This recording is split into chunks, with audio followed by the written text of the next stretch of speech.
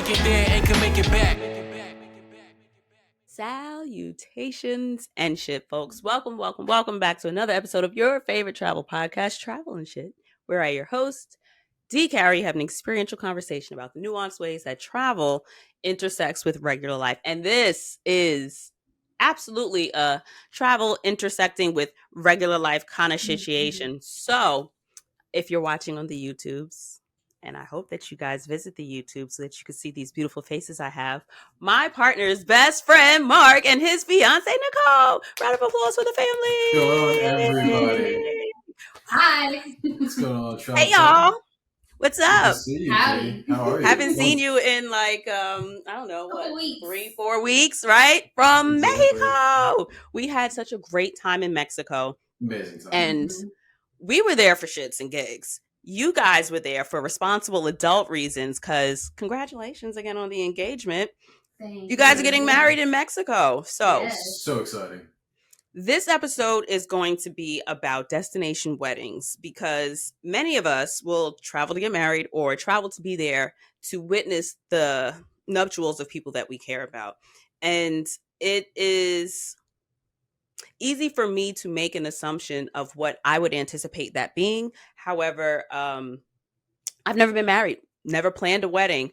I don't know what per se would go involved.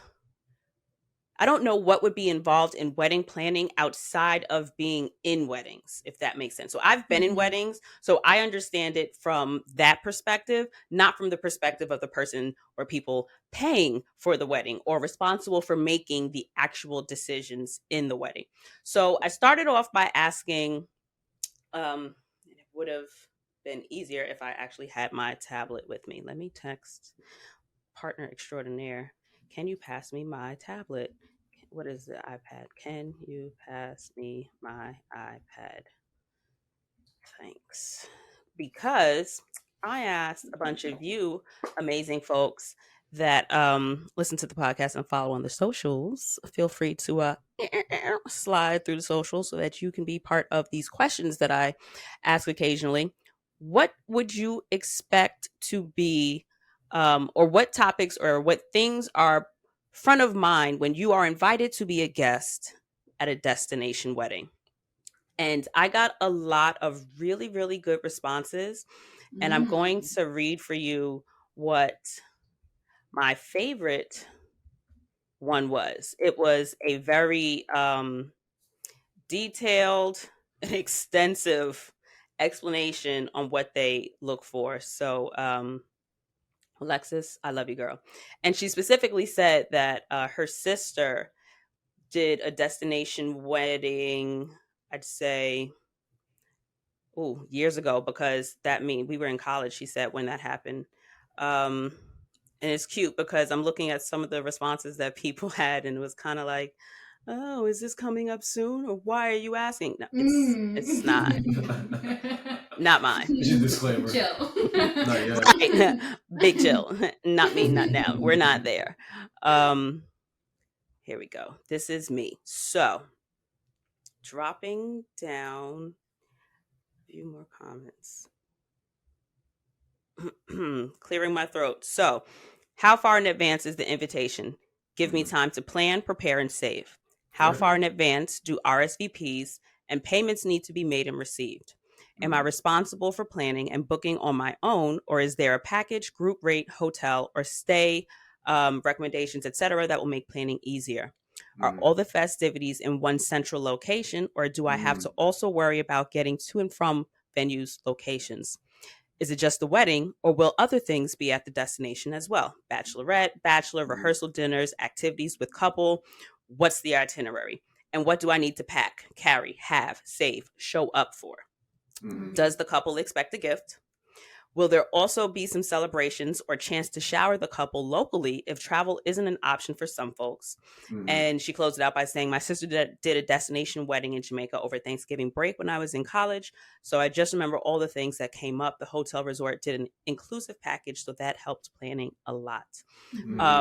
That was the most detailed. That was a great list. Yeah. Yeah. That comes from experience. Yeah.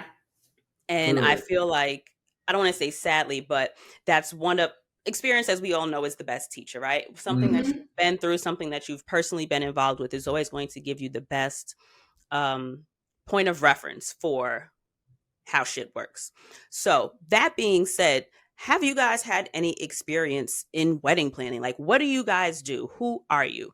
What is the life of Marc and Nicole? Well, me personally, I have a design background. So, in regards to design, there is a design element with wedding planning, right? And then a lot of times, too, what people don't know is that design actually involves a lot of paperwork, planning, things like that. So, that experience for me personally, I think helped me stay a little bit more organized and have a better idea of what goes on in the background when it comes to planning things and like construction and phases and development Okay. process, all of that.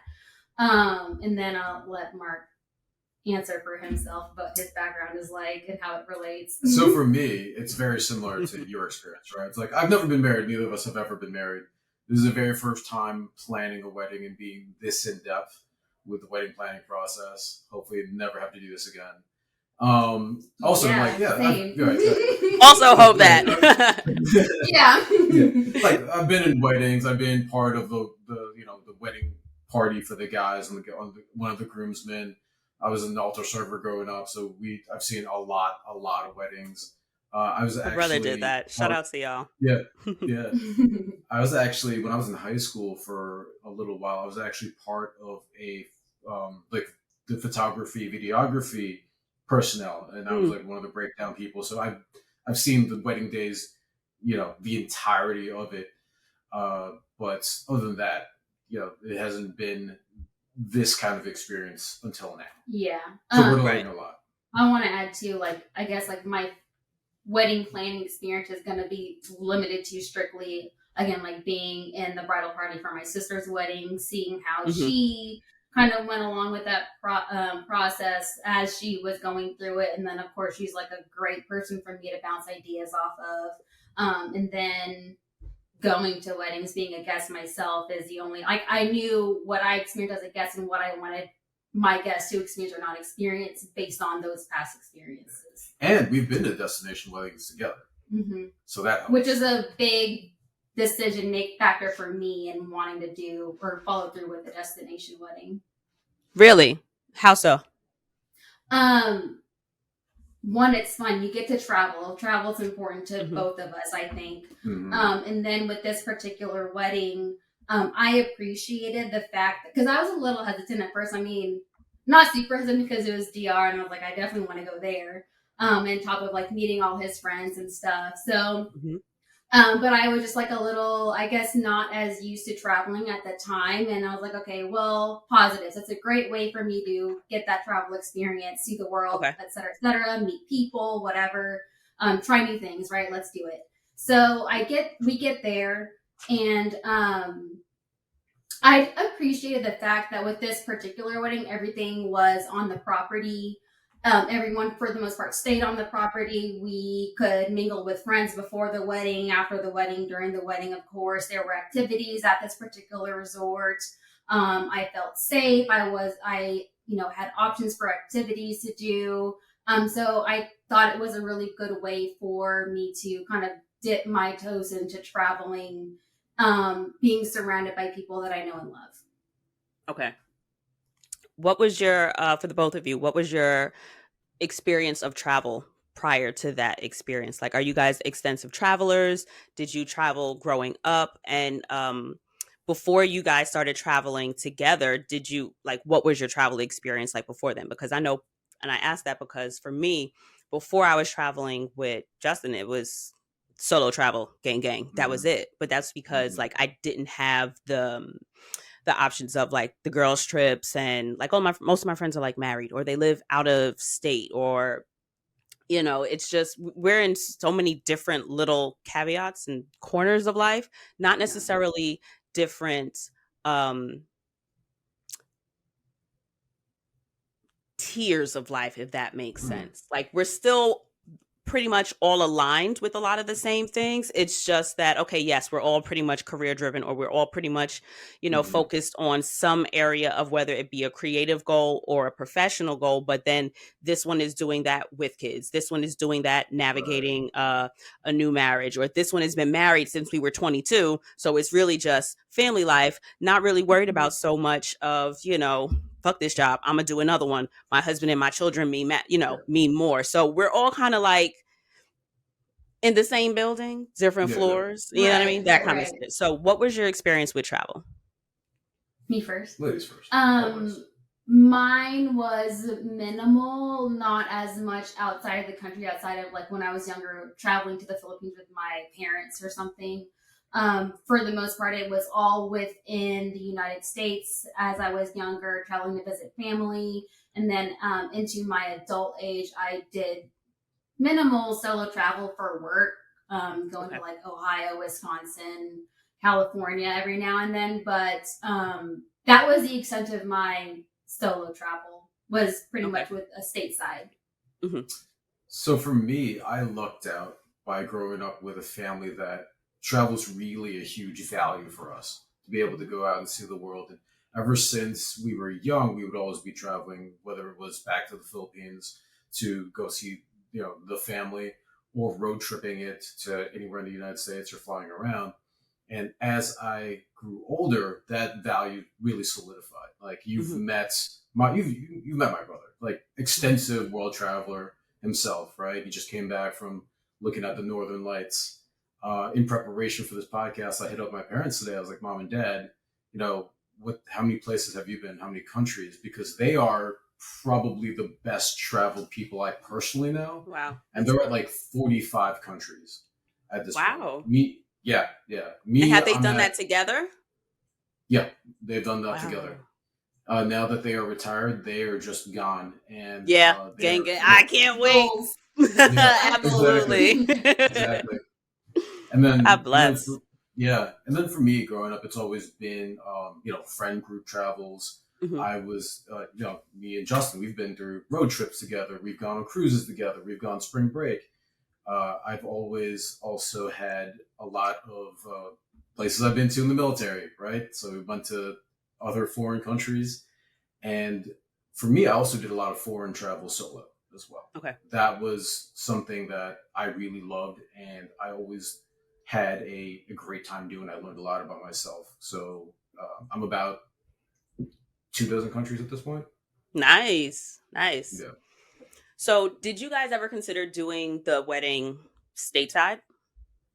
No, we didn't. That was actually one of the things that we like I said, travel was really integral to the values that we had. And more importantly, Mexico was the very first place that we went together as a couple for our trips. Mm-hmm. So Mexico has like a huge significance in our lives and like our story.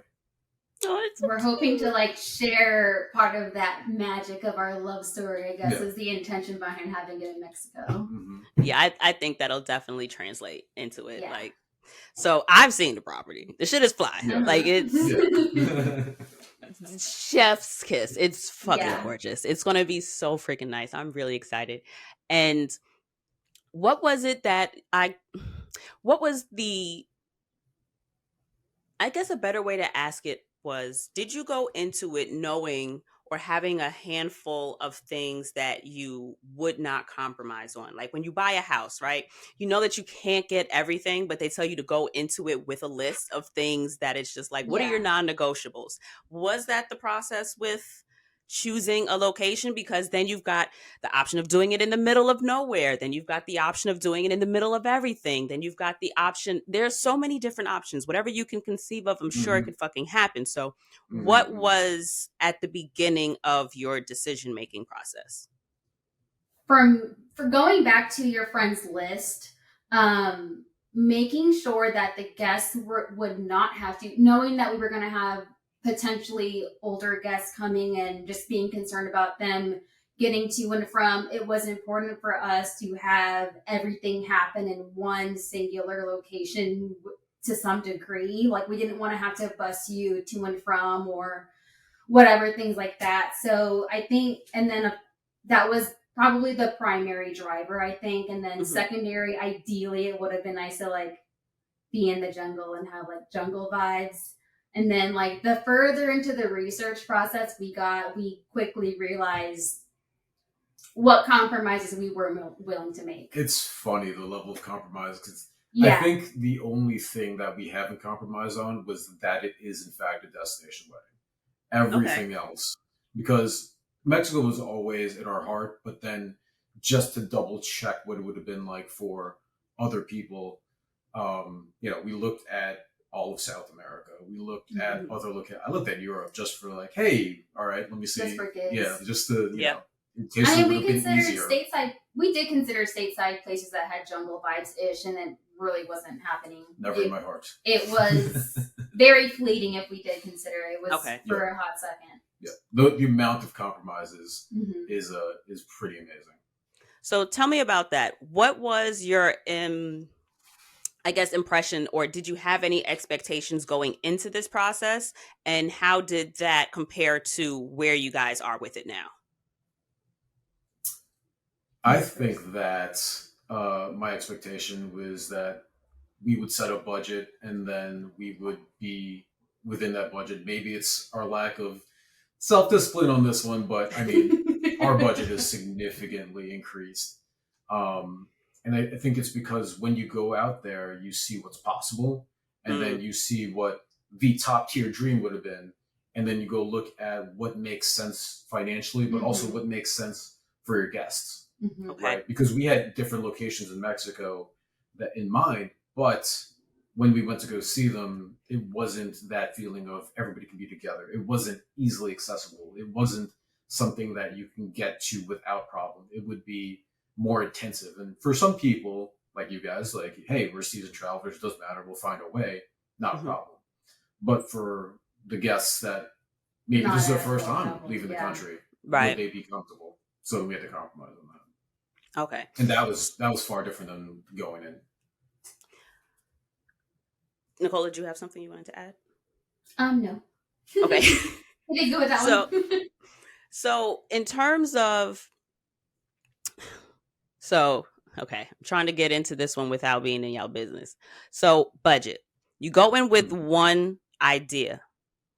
Where do you think it made sense to spend more money versus made sense to save money? Have you gotten to that point where certain decisions became, all right, I don't care how much it costs, that bitch has a point. I'm not doing X, Y, and Z. We're going to pay for this. Or has there been anything that has come across you guys' planning table, if you will, and it's been like, oh, I thought this was going to be necessary, but it's just like, why would we even bother paying for that? Like, what kind of things in terms of budget have surprised you or been like, okay, saving doesn't matter for this right here. This is going to be one of those things that we just pay for the problem to go away. I don't know that we've really gotten to that point in our planning process. For example, we still haven't gone back quite a few of the quotes that I think would make up a bulk of the entire wedding costs. So right now, number one, wedding planner was important for us, especially with it being destination wedding. That's the number one thing I would recommend, period, is to have someone that you can trust to guide you through the process. And basically, like, our wedding planner is Joyce with Dreams Riviera Maya. She's been great. We told you the story. She literally put a wedding together within 24 hours because the hotel burned down the night before. When she told us that, we were like, tired. Done. We're good. Take my money. Like, you're in. Yeah. So, I mean, we trust her. She's been able to, like, very quickly, she's very responsive. She can, tell us, these are my guys, just pick one. And, like, that's what I value, especially as, like, a destination bride. Like, I don't want to think, I just want to pick things and, like, you take care of it. That was important for me personally. So in my mind, I'm a real estate guy. So I think about things like as if it were building and like refurbishing a house almost, right? Okay. So you have this maximum product where you think, hey, this is the best that it can possibly be. And then you prioritize. So there are certain things that, hey, if we have something left in the budget, then maybe we'll spring for the fancy LED dance floor.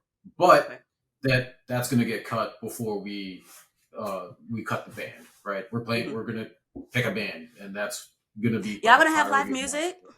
That's we we're working working on that. We were listening to the bands right before. Right before you came on, you were like listening to what the options are. Some of them are pretty fly. So there's definitely priorities within the line items of things that are going to be required to have this wedding. Like, for example, like the decor. It's like, okay, yeah, of course I want this, that, and that, but minimally it's going to be X, Y, and Z, and then everything else I don't really care. So I mean, like, our priorities, like live music, hopefully. I'm a cigar guy. I wanted a cigar roller there, but then I was like, that's an extra cost. Let me see and then also the new smoking laws in Mexico. Maybe that's something we cut from the budget, and then we'll place it to somewhere else, right? Mm-hmm. So what was the first step in? So you decide, right?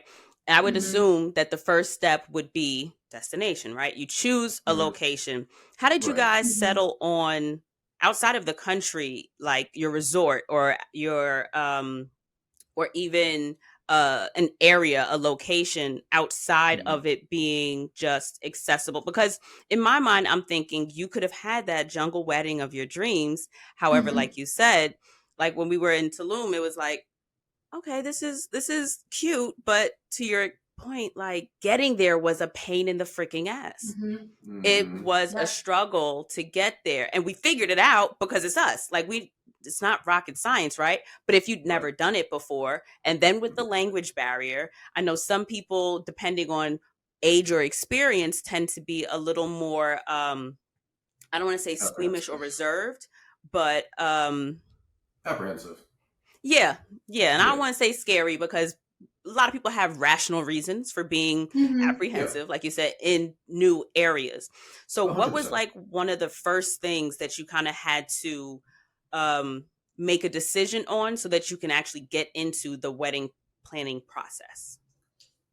So I think another priority for us was to have it be as new traveler friendly and as accessible to the mass of people as possible. So, for example, on top of everything's going to happen on the property, you can literally take, the bus or a taxi straight to the hotel. It's only 30 minutes away.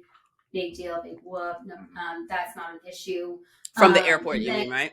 From the airport, yeah. And then on top of that, like Playa Avenida, Fifth Avenue, whatever, is right outside. So if people do want to go exploring and are feeling a little spicy, they can go do that. They can go walk to the ferry and take a ferry to Cozumel. They can, do Xcaret. They can get as adventurous as they please or are able to. And that, go visit Harry's. It's delicious. Yeah. People are great. Bacon. Yes. So in terms of actually finding the location, it was a lot of Googling, a very big spreadsheet, a lot of emails, and a lot of calls. Getting quotes was like a big thing first. I think that was an interesting experience. I didn't realize like how often and we would have to like get quotes first, because that's going to be a determining factor as well. And so, you start building this spreadsheet of like pros and cons and things you like and don't like, prices you're willing to pay and or not pay. And then you quickly start process of elimination. And that kind of helps you realize why one property is better than another. And actually, it's a very simple template. So basically it goes, hi, it's Marc and Nicole. Our wedding is on this date in your country, and we would like to see how what your availability is. This is our budget. This is our approximate number of guests, and we would love any itinerary on what you would be able to quote us. And we're happy to have a phone call or meet with you. That was pretty much it. And from there, you'll get a ton of information. And some people will eliminate themselves automatically. Budget's too low, or your event space is the number of people too high. Or they require you to book the whole hotel or whatever, like something like that. Yeah, or the date's not available. So that was I'd say even before the picking of the location, you have to be able to pick pick location first, and then pick the date, because you want to account for the weather patterns. Okay, good point. Yeah, that's another thing a couple of people mentioned in their different considerations in terms of things that were top of mind in terms of being invited to a guest. Like another person, hey Taekwon, he said flight, hotel, traveling costs, and surrounding area of the destination. I'm trying to find because I know. Here we go, Marcus. Hey Marcus, it'd be weird if you listened to this podcast, but I wouldn't be surprised if you did. But shout out to you, Marcus. I work with Marcus, and I never talk about what my job is on the podcast, but y'all know what it is I do. So that's why it'd be a little strange if this motherfucker was listening to the podcast. But so that Marcus. But that's what you get for wearing hoodies that say travel and shit to work every other day. But Marcus goes, and it's funny because I get it. He goes, money for most people. When I tell you Marcus do the most motherfucking overtime, like he's always working. So he goes, but for me, weather probably would be consideration for me. So yeah, it's like I don't really want to plan to go. And then it's just like, fuck, I like this person. How much do you like this person to go someplace that is out of your budget? Or how much do you like someone to go someplace that may be, if you don't do heat, to go someplace that you know is going to be like 100 degrees at like 9 a.m. kind of thing. So those are other things that I could see people being concerned about. One of my cousins, Paulette, said money, flight, hotel, traveling costs, and clothing options. Another person that said surrounding area of the destination.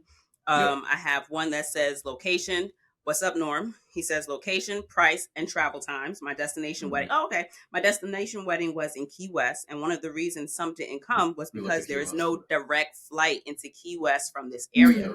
Yeah, no. Yeah, so, had to connect in Miami or drive 3 hours from Miami to Key West. That's right. It's a beautiful drive. I will say that the best thing you can do when you have a destination wedding is have a very well thought out website. We've put a lot of thought and time into that website, and all those questions and they're still evolving in the website. Right. As we get feedback from the show, actually we're taking notes and our guests, hey, what about this? If it's not on the website, we'll update it. Yeah. Because that has everything. And it's the easiest thing. Minor tweaks so far, but I think we did pretty good the first go around. Right. And people ask you, like, hey, well, how about this? Like, it's on the website. You get it. You got it. I'd mentioned, so this is the cutest thing. So partner and I, our best friends are getting married almost a month apart. You're getting married in February. My best friend is getting married in April. 2 different countries, both destination weddings. And I'd mentioned to her yesterday or the day before yesterday something about transportation, and I was telling her that should go on the website. So you guys saying that, or that should go on the save the date, especially, or the invitation somewhere. It should be somewhere. You should notify your guests in advance. And thank you for validating my sentiment, because I feel like that is part of the decision-making process. If it's going to be too many steps, I may have to rethink. One, am I going to bring, my partner with me, or am I going to bring my kids with me? Am I going to bring an older relative with me? If I am, like, if this is family that's getting married, that can be the decision of, well, grandma may or may not be able to make it. Or, this cousin who has, different health issues. Where are we?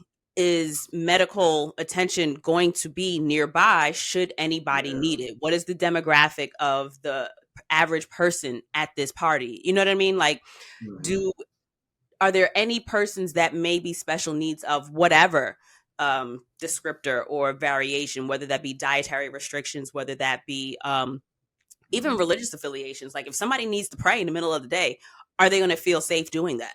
You know what I mean? There are a billion and 4 different things that you need to consider if you are putting your guests' wants, needs, desires, or comfort somewhere on that table in terms of planning the wedding. So how and when did you guys come up with your guest list? That was tough. That was a very difficult thing, because of thinking of all those considerations and then extending it, because we know that, I mean, any wedding invitation you get, right? It's a nice compliment that somebody cares enough about you that they want you to be around. But that extra layer of, hey, we're not even doing it in this country. You're gonna have to get a passport. You're gonna have to book a flight. You're gonna have to do all these things. It was difficult to make that guest list. I think that we just did it in the safe way where we respected each other. Hey, if you're even considering somebody, put them down, and then we'll talk about it. We'll refine. It's like writing an essay. Like we'll refine. I know that for me, I also went to my parents, who in the family, would you prefer to go there? You know, and things like that. So for you, it was also your sister got married. Yeah. So then, hey, let me look at that guest list and see. Smart. Yeah. Copy paste. Yeah. Do some minor tweaking, but yeah. And I mean, I think that is also the largest stressor that we have, because we do not know who's going to show, right? And you know, I've been to enough weddings where it's been, they said yes, and then nobody arrived. Yeah. Right. Yeah. These things happen. So we're just going to get comfortable with the fact that it's going to go how it goes, and we are going to be content whether we like it or not, because it's our day. Yeah, and I think that's a huge thing that Nicole and I had to talk about. It's like, hey, listen, we can't control all these things. And I felt relief when that topic comes up and that's her attitude. It's like, hey, listen, we're in good faith and in a lot of love. We're giving people the opportunity to be there, and we can't control what their life is going on. We understand. If somebody cannot be there, they're still loved, right? Yeah. But we can't control the weather. We can't control anything that happens. So, you know. Which is another reason, like, on top of, he mentioned before, like, passport, travel documentation, like, we were like, let's get this out a year in advance. Save the dates. We're going to say plot, like, you know, place in Mexico, where, like, big, bold letters, like, we want you to know where it's at. Understand that it's going to require, you know, you can look at it as, you know, a new experience like I did with my first vacation wedding, or you can look at it like a vacation, which is ideally what we want you to see it as, a vacation with like your family and friends and, you know, a huge party. But so, yeah, we just wanted to make sure that we gave people ample time to plan ahead, get the documentation, save money, plan a trip. Because at the end of the day, you can stay there for as long or as little as you want. Right. So we wanted to set it up, you know, to be as guest friendly, but also, you know, in the back of our heads, like, you know, if you can't come, like you said, like, we still love you, no big deal, you know, we'll see you next time. And also, we want ample time for us to be able to plan this. Yeah. It's like the more time we give ourselves, the better it is. Yeah. And you know, we were calling on people last year, like, hey, this is what we're doing in 2024. So right. The earlier you can do stuff, way better. And surprisingly, I think even within stateside weddings, people are catching on to like start planning a lot sooner, because I mean, just in my experience, like with the whole like bridal attire situation, like designers are planning for end of 2024 already, 2025, and it doesn't seem like they would be, but they are. Like, places get booked up. It's, you know, wedding season is year round these days, especially after the COVID pause. Yeah. A lot of people are playing catch up.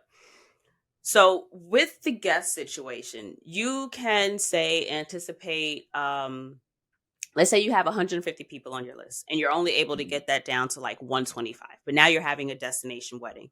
At what point does that begin to bring up that level of agita? Like, I'm going to book a place that can accommodate 125 people, but I also don't want to cut myself at the legs and start spending money and paying for 125 people if 6 months beforehand I'm only going to have 75 people now tell me that they're actually going to come in. So are there any contingencies in that respect for what do you call it? Hotels? On your contract and the particular hotel. Yeah, it really does. they'll give you the full on de-escalation causes, as well as, hey, no matter what, you owe us X amount. Okay. If you get, this number, because it's a business for them, Mm-hmm. and their Right. expectation is we are going to make money off of this wedding because our rooms are going to be booked, our services are going to be utilized. And I mean, we went minimal. We went like, hey, what's the minimum that we can get, Mhm. and then we will increase because we have a certain amount of time to increase. And that's Really? what- Okay, that makes sense. Mm-hmm. That makes absolute sense. I feel like that's the best way to go into it, because you rather have flexibility. That's what I feel like Right. you'd rather have. Not too many, Yeah. not Yes. too little, but the flexibility makes a difference, because regardless of what you start with, you're going to end Mhm. with what you need. And that's what's Yeah. most important. Mm-hmm. Yeah. What has been your average response from your guests or the people that you have invited? What has that average response been like? How have people taken the news of a destination wedding? We've not gotten declines yet. She's the one monitoring it. Also, it hasn't been a secret. Nicole and I got engaged almost a year ago, and since the beginning, right, it's always been, hey, by the way, this is The gonna be a Rock is destination gorgeous, by the way. Just saying. I've Thank seen it. you. It's fucking beautiful. Well done, Mark. wedding. But go ahead. Sorry.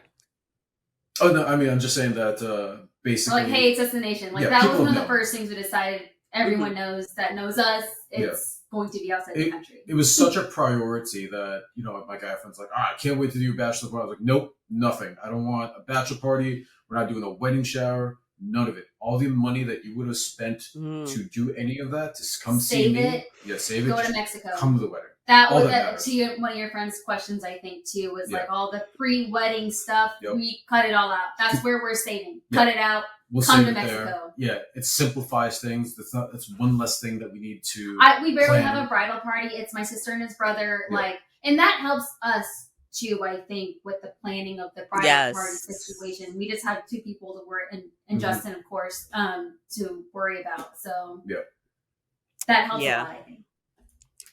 Triggered. I know. Yeah. Some of these choices made ahead of time. We're just like, all right, we cannot stress ourselves. We're very, very busy. Yeah. So fewer steps.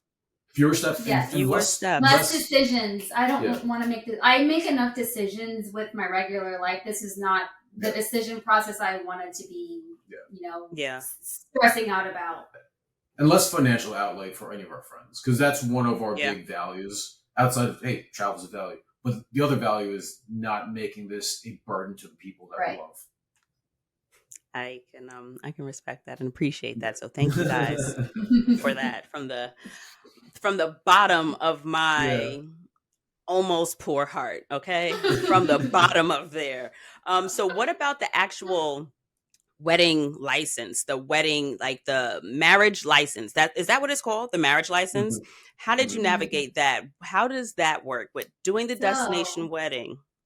Go for it. Yeah, so when you're interviewing these hotels and stuff, they ask you, are you going to do a symbolic wedding, or are you going to get married in Mexico? And doing a little bit of research, you will quickly find out that in Mexico they will require blood and XYZ.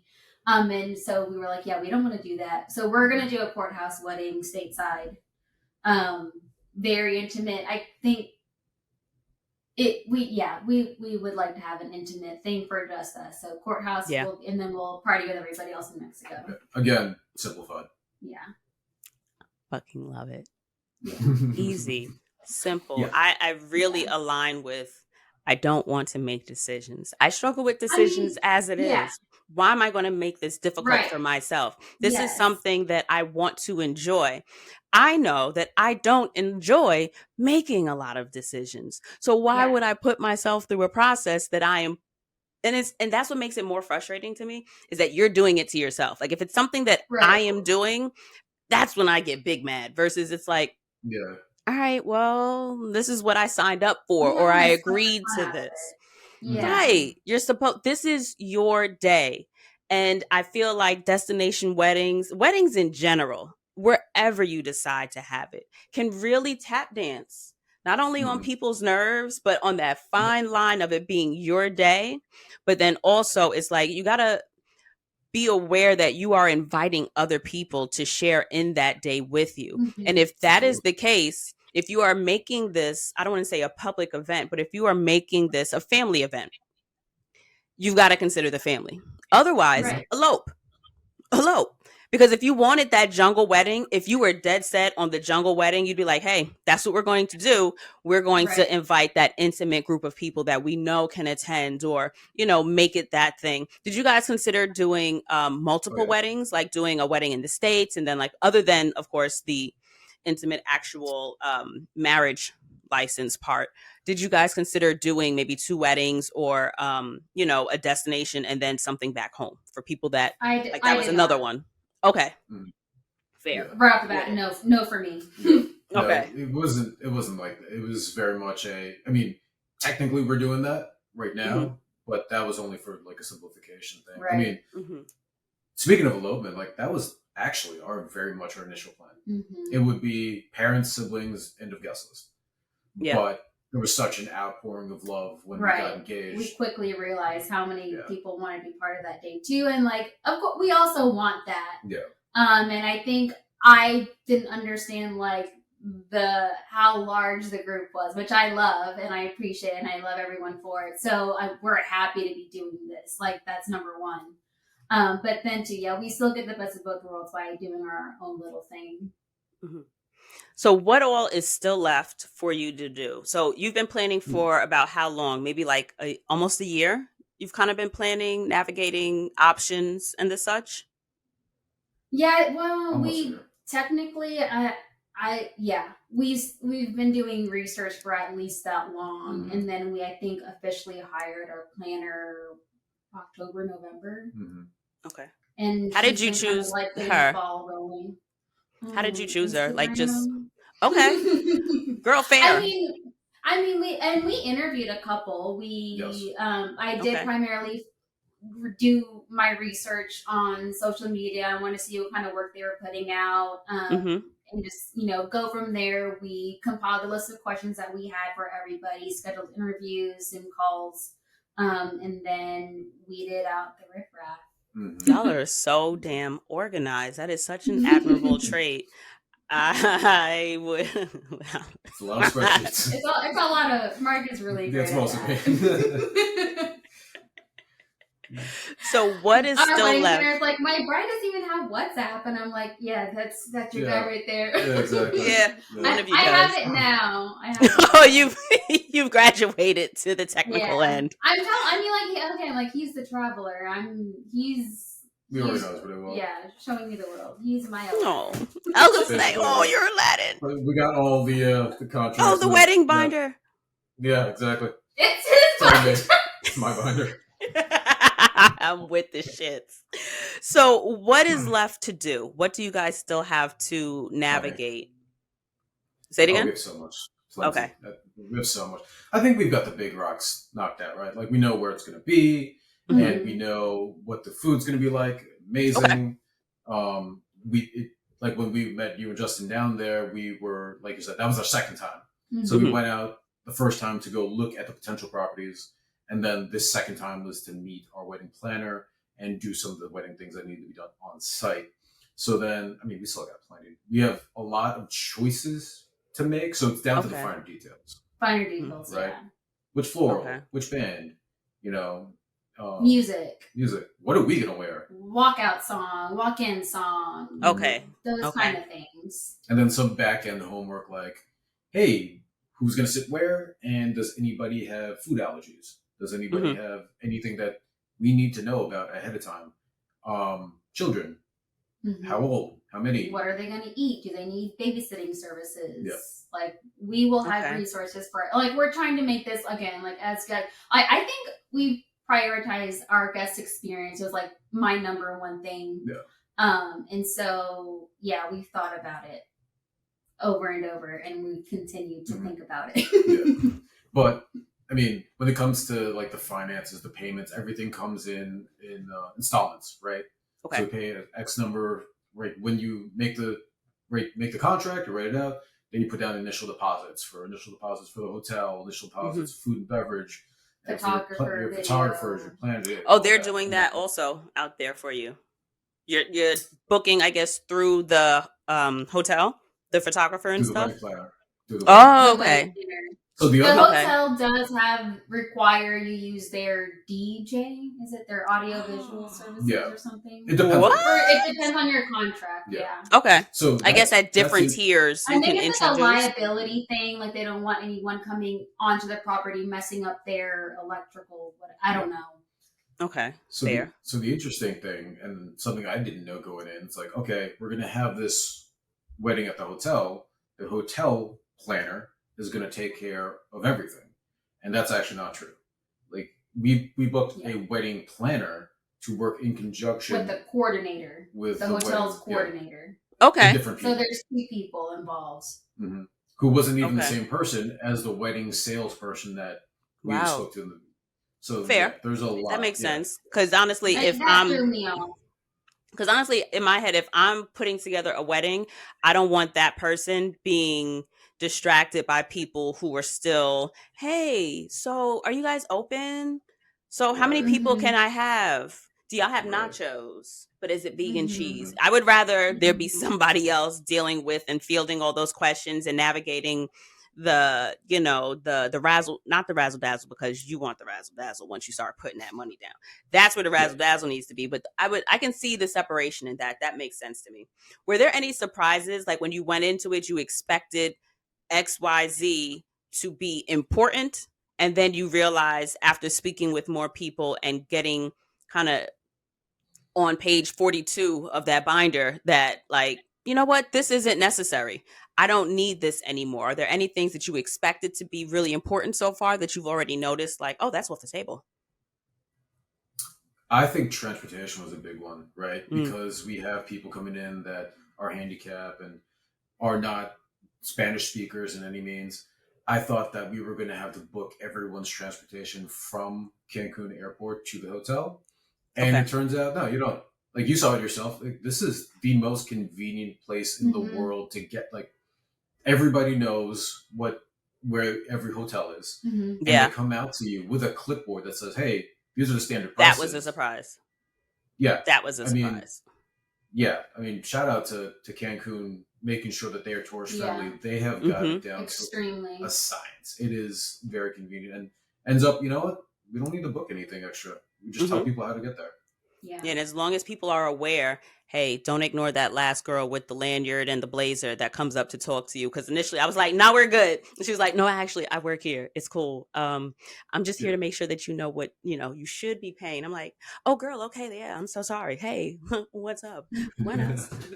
So are there any tips that you would give to anyone that is planning a destination wedding, and then for people that are going to be guests to a destination wedding? Ooh, I like that. Good. Planning, I feel like what I wish I would have known, I think it would have been easier for me to become more comfortable with like a budget, was because I didn't know how much a wedding costs really. And like there are so many factors that go into a wedding. Most importantly is, what are you comfortable spending? And then you go from there, like, period. Right. There's no like, oh, well, what if I do this, and this? Because then you're pricing yourself into a bajillion different, iterations of what you think is your dream wedding. So make a budget you're comfortable with, what you know you can do, and work within that. And deviate as much or as little as you want. But I think more so for me, I think it would have been like, hey, if this is where you're going to draw your line, your relatively flexible line. I'm going to go from there. Yeah. For me, I think we talked about a little bit, right? So outside the finances you just touched on, give yourself a lot of time. Give yourself a lot of time. Give your guests a lot of time. We gave everybody more than, almost a full year in advance. And even our save the date said, hey, get your passport, all these things. And definitely hire a professional. Our wedding planner has done so much for us for the relatively small amount of money that is going to be, allotted to her as part of the budget. Invaluable. Most valuable MVP thing, yeah. And for the guests, go and just have a good time, right? It's it's your vacation also. It's not just for me and Nicole that you're showing up. You should be going out there and doing what you want with your time, and having get a a good time. massage, Right? do a facial, go to X-ray. We Right. want you to completely experience the area as much or as little as you want. So I mean, and we're getting married, that's a plus. Yeah, and you've been to weddings too, right? How much face time do you actually get with the bride and groom? They have to be 2%. the politicians in the room and see everybody. Right. It's Right. part of the duties, right? So if you're going to go to this wedding, do it for you. Yeah, that I think is like a really light bulb statement, because I you barely see them.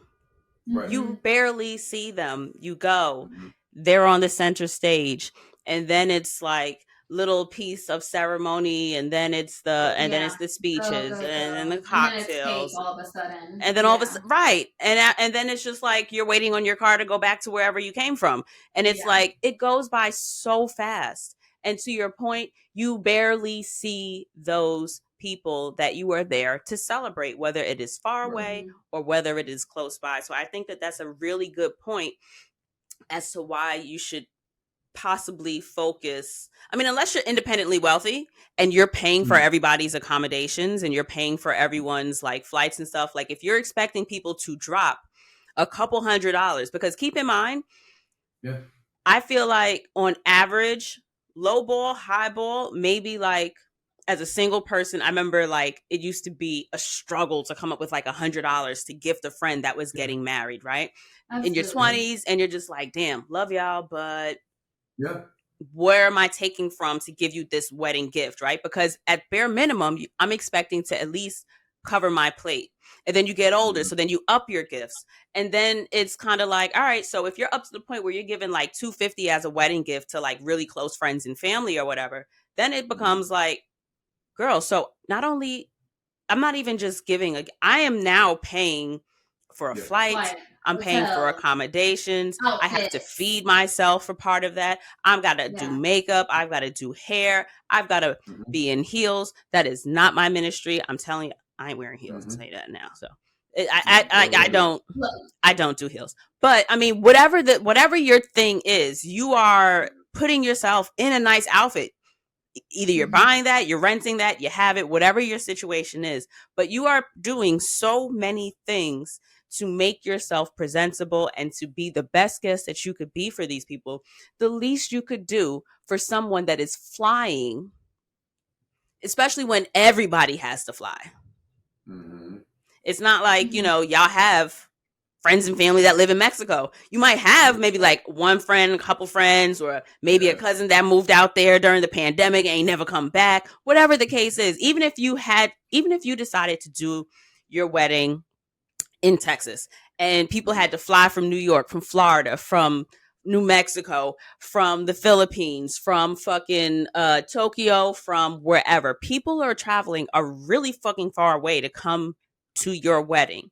So it's like that really great $250 gift that you may have been able to expect when all of your guests kind of lived within a 50 mile radius from where you're having the wedding. All of that gets diminished, because once you expect people to like fly themselves and their partners or maybe their kids and be someplace, because then also, and that's part of why I asked like what the average response from your guest was, because I've also heard people say that, oh, well, my wedding is like on a Saturday. People are just going to come for the wedding and go back. I don't know. Has that been on anyone's, like, has that sounded like anyone was doing that for your wedding? Is that common? It's one thing if like work is a thing and these people really fuck with you hard and they're just like, there's no way I would miss this wedding. Yes. I'm going to spend all this bread to fly out for one day and then turn around. I don't know if that's been, I mean, I know that there's probably one person at every destination wedding that has done that, but general consensus, has it seemed like any number of people may have been just coming for the wedding and then nothing else? Or does it seem like most people are making this a vacation? Because I have to leave the fucking country. I'm spending all this money. I have to get my passport in order, et cetera, et cetera. What's your experience with that been like? So far, per the RSVPs, we don't quite yet know how long people are staying if they're staying on the resort. So Okay. I guess I'll preface with that. But as far as, I mean, going back to the beginning with like the whole like wedding gift situation, like we totally understand that this is going to be a very time intensive, money intensive thing for our guests. So we, number one, are like, we don't care for gifts. If gift giving is your love language, then here's some ways you can contribute if you would like, but we're not expecting that at all. I'm sorry, I lost myself. Girl, I do it every episode. It's cool. If there was somebody that came to this wedding and then flew out even the next day, I would be very impressed, because it is, I mean, like you said, it's significant travel. Yeah. Right? Like nobody that's coming to our wedding lives driving distance to where it is. Okay, so I have had some relatives mention that they were going to drive down. I mean, whether that happens or not is yet to be seen. But I mean, like if that's how you want to get there, then which would be an even longer trip. So, but maybe they like road trips. Yeah.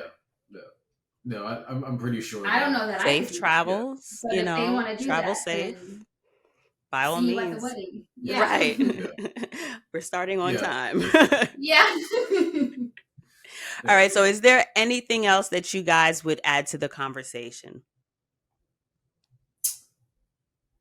I think big picture, right? It's about the fact that we love each other and we love the community that we have when it comes down to family and friends. And that's what it's all about, right? It can rain, it can pour, and things can go wrong. But at the end of the day, if we're all together, as many of us together, then that's what's worth it, right? Because you will never get that time back. And that's what I learned from travel. You're always going to want that experience. You're not going to miss out. We're not going to miss out on a toaster. It doesn't matter. Yeah. Right. But if you can make it and you can be there with us, that's what's important. Yeah. We want the memories, the community, to feel the love that everyone wants, to show us, and live with that. Not the material things. Yeah. Oh, guys, I'm so excited for your wedding. Thank you so much for this conversation. Just another absolute hardcore and very easy to see example of travel being so much more than vacation. There are a million ways, reasons, and expectations of travel. And the older I get, the more life experience I am blessed to experience. And the more I travel, and just like the more people that I meet, I see travel in so many different little aspects of life. And it doesn't necessarily have to be big. It doesn't have to be international, right? Like we can do little road trips, like the time that we were in Texas and we drove up to OKC and y'all met us up there. It's like, all right, little mini travel inside of bigger travel. But the point is that people are leaving one space and going to another space. You're leaving one era of your life and you're entering into another era of life. And I feel like that's another aspect of destination weddings that may not get, shine a light on it as long, is that you guys are also just entering into a new era of your lives. This is a new space for you. You guys are making that transition to husband and wife, and you are experiencing that with the friends and the family that, whether can make it to the actual destination or are further away from you, are there in heart and in spirit. Like that is part of, that is, like you said, that is the important part. It is your day, but it speaks so highly and warmly of the both of you to be so guest focused and experience focused for the people that you care about. And in fairness, asking people to take on such a time and financial burden to experience that with you, it is a very loving and gracious act for you guys to be very guest focus. So thank you for that. As God willing, I get that time off, I'll be there. But I'm gonna make sure he gets there in one piece. He will be I'll press everything and make sure everything is folded, and then he packs all the important things. But yay. I mean, I thank you guys as a destination wedding guest for thinking of your guests and for taking the time to plan everything out. Guys, travel and shit, where we have travel and shit conversations. Thank you guys so much for joining me for this episode. I hope you guys have enjoyed the destination wedding conversation, and I will see you guys next week. Bye. Thank you, V. Love you. Bye.